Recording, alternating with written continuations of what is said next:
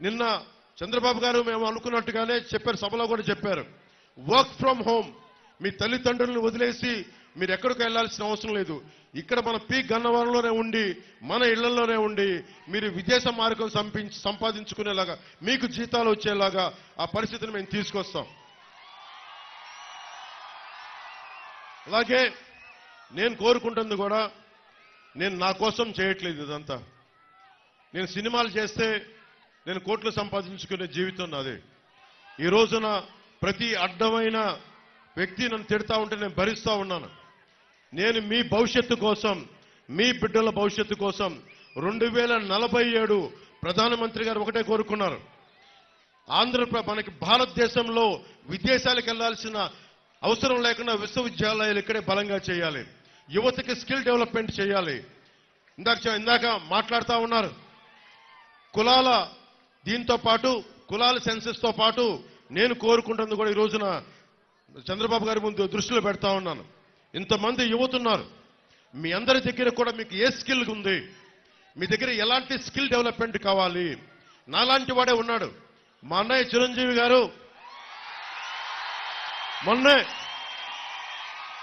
ఇంతకాలం ఎప్పుడు నా మంచి కోరుకునేవారు. మొన్న మొదటిసారి ఆయనకు ఒకటి మనసు కదిలింది. కౌలు రైతులకి అండగా నిలబడినందుకు, అన్ని వేల మంది కౌలు రైతులకి మేము అండగా నిలబడిన కదిలి నిజంగా జనసేన చాలా మంచి పని చేస్తుంది. ఎలాంటి కూటమి మీకు బాగుండాలని కోరుకుంటూ నాకు ఒక 5 కోట్ల రూపాయలు జనసేన పార్టీకి విరాళంగా ఇచ్చారు. ఏ సందర్భంలో చెప్తున్నానంటే స్కిల్ డెవలప్మెంట్ ఉద్దేశించి చెప్తా ఉన్నా. మీలో నాకు తెలియదు, మీలాగే నాకు ఏం కోరికలు లేవు, ఏం అవ్వాలో నాకు తెలియదు. కానీ మనకంటే పరిణితి చెందిన వ్యక్తి, అనుభవం ఉన్న వ్యక్తి, ఒక బలమైన ఒక స్టార్డమ్ ఉన్న వ్యక్తి నా అన్నయ్య అవటం వల్ల నాకు ఆయన ఏం చేశారంటే, నువ్వు ఏదైనా పని చేయి నువ్వు. నేను నేను అనుకునేవాడిని మాక్సిమం ఒక చిన్నపాటి 5,000 రూపాయలు ఉద్యోగం వస్తే సరిపోతుంది అనుకునేవాడు నా జీవితం అంతా. ఆయన కూర్చొని నన్ను మార్షల్ ఆర్ట్స్ లో జాయిన్ చేశారు. ఆయన దగ్గరుండి ఒక యాక్టింగ్ స్కిల్ నేర్పించారు. అవన్నీ నేను కూర్చొని నేర్చుకొని మీ గుండెల్లో స్థానం సంపాదించుకున్నాను. ఆ స్థానం సంపాదించుకోవడమే కాకుండా నేను పాలిటిక్స్ లో వచ్చి ఓట్లు విడిపోకుండా, ఓట్లు చీలిపోకుండా మీ భవిష్యత్తు కోసం కష్టపడుతున్నానంటే ఒక్క స్కిల్, ఒక్క యాక్టింగ్ స్కిల్ ఒక్కటి నేర్పిస్తే అది నా ఒక్కడికి ఉపయోగపడాల. కొన్ని వేలాది మంది కౌలు రైతులకి 3-4 సినిమాలు చేసి దాంట్లో నుంచి వచ్చిన డబ్బుని కౌలు రైతులకి అండగా నిలబడ్డాం. అంటే చిరంజీవి గారు అనే వ్యక్తి వాళ్ళ తమ్ముడికి ఒక చిన్నపాటి స్కిల్ నేర్పిస్తే అది ఎక్కడి దాకా తీసుకొచ్చిందో చూడండి. కొన్ని కోట్ల మంది ముందు నిలబెట్టే స్థితికి తీసుకొచ్చింది.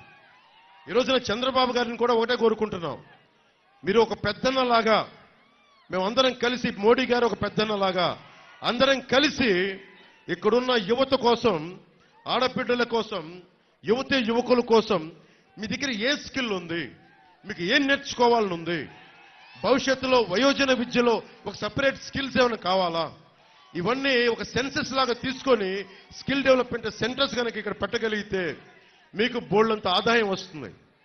మనకి బైబిల్లో ఒక సూక్తి చెప్తారు, చేపని ఇవ్వడం కాదు, చేపను పట్టివ్వడం నేర్పించుకోమని.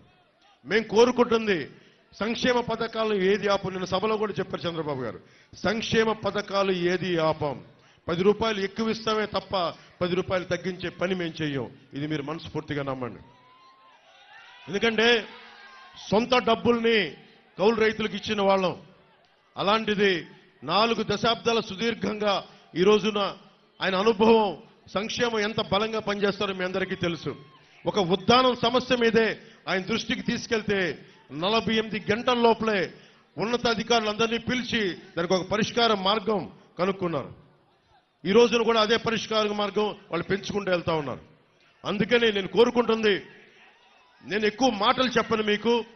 దశాబ్ద కాలం నుంచి మీ భవిష్యత్తు కోసం పనిచేస్తానే ఉన్నాను. దశాబ్ద కాలం 2 చోట్ల ఓడిపోయినా కానీ మీ ముందు నిలబడే ఉన్నాను. ఒక్కసారి అడుగుతున్నాను, ఇంటికెళ్ళి అందరూ ఆలోచించుకొని కూటమికి ఎందుకు ఓటేయాలంటే, ఒక దౌర్భాగ్య ప్రభుత్వాన్ని చూశారు, దోపిడీ ప్రభుత్వాన్ని చూశారు, కోనసీమ లాంటి పచ్చడి సీమలో కులాల మధ్య కలహాలు పెట్టే ప్రభుత్వాన్ని చూశారు. సొంత మంత్రి ఇంటిని తగలబెట్టించుకునే ప్రభుత్వాన్ని చూశారు.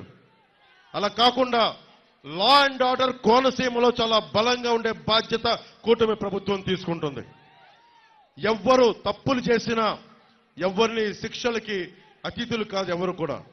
అలాంటి భవిష్యత్తులో అలాంటి లా అండ్ ఆర్డర్ బలమైన లా అండ్ ఆర్డర్ ఉండేలాగా ముఖ్యంగా అన్ని వర్గాలకి న్యాయం జరిగేలాంటి ప్రభుత్వాన్ని తీసుకొస్తామని మీ అందరికీ తెలియజేసుకుంటూ నాకు ఈ అవకాశాన్ని ఇచ్చిన నా కోనసీమ ఆడపడుచులకి అన్నదమ్ములకి ప్రతి ఒక్కరికి ధన్యవాదాలు తెలుపుకుంటూ గాజు గ్లాస్ గుర్తు మీద గిడ్డి సత్యనారాయణ గారు పోటీ చేస్తా ఉన్నారు. పోలీస్ డిపార్ట్మెంట్లో పనిచేసిన వ్యక్తి.